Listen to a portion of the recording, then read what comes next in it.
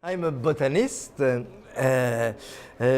as a scientist at the National Center of Scientific Research in France. I'm working mostly on adaptations of the plants to the low light levels of forest understory. So this is the research work which helps to understand the growth habits and habitus of the plants. And otherwise, since I was a very young child, I did love aquariums, and after when becoming a teenager, I did like more and more plants, and I did try to extract all the excess of minerals in the aquarium with plants growing above the aquarium. So step by step, the vertical garden came like this. The architecture of the plants, you know, it's the way in which the plants display the leaves on the stems. And of course, when you are in open areas like what you can see outside, you have a lot of sunlight. So even if some leaves are overshading other ones, it's not a problem because the light is so strong. But in the forest understory, plants receive only about 1% of full sunlight. So of course, it's impossible to have overlapping of the leaves because if one leaf is above another one with only 1%, it's almost nothing. So the architecture of the plants is really the genetical creation of different ways to avoid to have overlapping of the leaves. So I did show that, for instance, in forest understory with 1% of full sunlight, you have about 20 different ways to catch this light. Some have spirally arranged leaves like Melicostus, so it's incredibly beautiful to see this spiral. So each leaf is like this, so never overlapping. Some growing on the rocks have a big blade hanging along the rock, so catching the lateral light.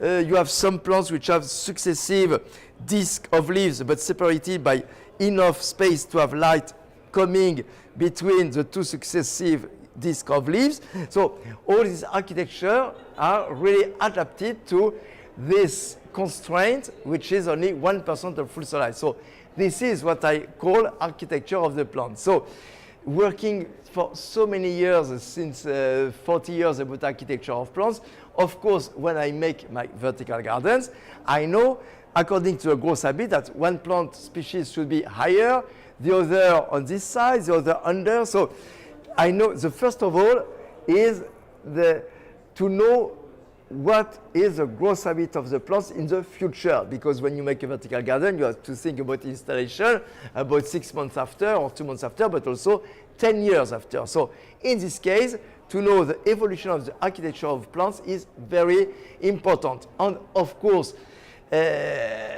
as a botanist, I can select many hundreds of plant species. So in this way, there is suddenly a kind of artistic approach because, for instance, for a place like this, if I can use 20 or 30 species, after the arrangement of the species, of course, according to growth habit, but also I can mix different kind of foliage. I mean different kind of, if there are some shiny foliage, some dark green, some totally covered with velvety hairs. So after there is also like a painter, you arrange. But first of all, I know that 20 species can live here, 20 can live here, 30 at the top, and after there is the work to make this arrangement, which is more artistic. But the base is, of course, the botanical knowledge of the plants.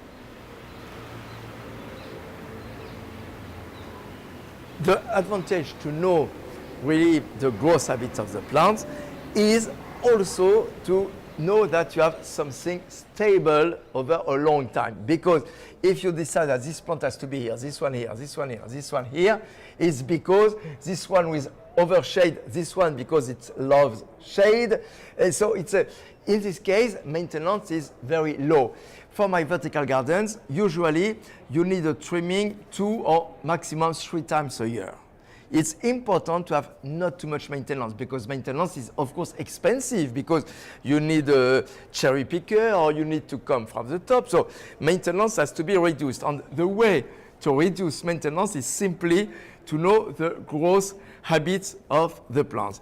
And about water consumption, of course, for the project where when you have a big big terrace terrace sailing at the top, it's very important to collect water. For instance, in Sydney, where in Australia they are very at the top of these ways to save water. So water is collected, and also is added the grey water of the people living in the building, which is somewhat purified and then injected to the plants. So the advantage also of the vertical garden, when you compare to horizontal garden is in the soil. So when you give water, you have a lot of water which is totally lost through percolation of water inside the soil. When you have a vertical garden, only 3 millimeter thick felt. The water, the roots are growing in this felt, so the roots take the water, and the excess of water is collected at the base. It's not flowing in the soil. So actually, the vertical garden is the best way to have only the useful water, and not so compared to horizontal garden. Of course, it's much less, it asks much less consumption of water. Actually, vertical gardens, of course, for insulation on the wall, it's useful. It's good, both in winter about cold and in summer about heat, excess of heat. This is one thing. About purification of the air, of course, if you make vertical garden in a canyon street, I did show you, for instance, I did do a work in Paris between two railway stations. You have only 8 meters wide and almost 200 meters long. So, of course, a wall totally covered by plants. In this case, you can have purification of the air, reduction of the heat, of course, because plants are transpiration, so they take calories for that, so they reduce the temperature. So in some cases, in a car parking, also, of course, it's useful about taking out excess of carbon dioxide and other toxic gases. So this is one thing. But in a city, globally in a city, to have a global effect for open areas, when I see all these ugly buildings far away from here, you should need to cover so many walls to have really effect. So I think that vertical gardens are really useful in quite, I tell you, canyon streets, remote places, car parking, inside also. Here, for instance, if we had a vertical gardens here, I can tell you atmosphere should be not at all the same.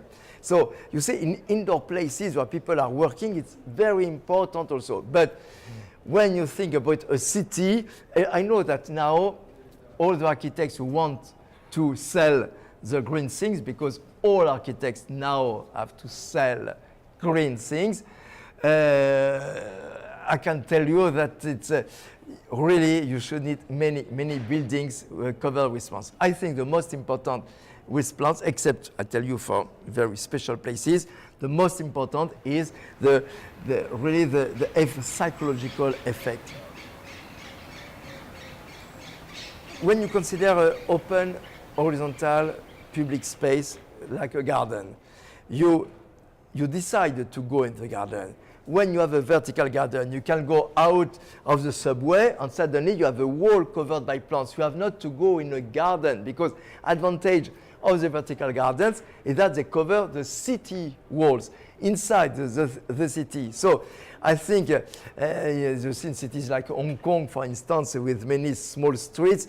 If you had many more vertical gardens, obviously, psychologically, it would be very, very important. So I think that everybody speaking about reducing temperature, blah, blah, blah, it's important in some cases. But I think most important is our well-being, and also well-being of the birds coming back, the butterflies coming back. All this is important also. You cannot see any new project in architecture without greening everywhere at all levels. I think it's First of all, I think that architects don't like green things. I think they're architects, so they like the structure, the clean structure. When you put a green on a structure, it's no longer clean. So when you see projects of architects, very often it's a totally flat green, just because they need to sell green things, but they don't love green. It's normal. It's not. Architects are not biologists. It's normal. But now they know that they have to cope with the green things. So they try to arrange in the best way the greening of the buildings, but I'm sure that architects is not what they love actually, because I tell you simply because the architecture is not evolving, and living plants are evolving, even if it's trees on terraces like for instance the Bosco vertically in Milano. It will be growing, so it needs it changes the global facade. So, but some works, of course, are interesting. I love, for instance, in Singapore, the hotel with the beautiful terraces, because the design of the terraces is absolutely perfect. And now, of course, architects use more and more all the new techniques, like the new concrete conduct. If I don't remember the ductile concrete, which allows to have very long platform. So, of course, the architects now can use the new technologies about having big platform. On the big platform, of course, they can put plants, because everybody will be happy if they put plants. But I'm not sure at all that they love plants. Now you cannot see any building without the vegetables growing on the top floor. Bon, so it's funny, it's good, everybody is happy, but finally, when you have a huge building, you can have, of course, a terrace, so you can have some plants growing and some food, so you avoid to have a long transportation, because from the top floor you can eat them just 5 or 10 or 15 or 20 floors below.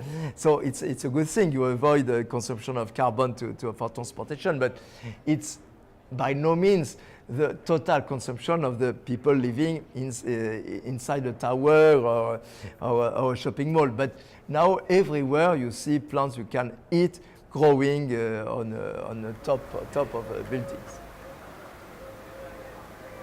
When you grow them vertically, you can have much more space on each face, of course. But you know, in Israel, they did test this since the 60s. In greenhouses, they had already vertical blades with plants growing on each side of vertical blades in the 60s and the 70s. So, of course, because if you have enough light after, you have, of course, for the separation, you have to consider the plants at the top which receive more light, the lower ones which receive less light, so you have not to use the same ones. But, of course, you use more space when growing like this.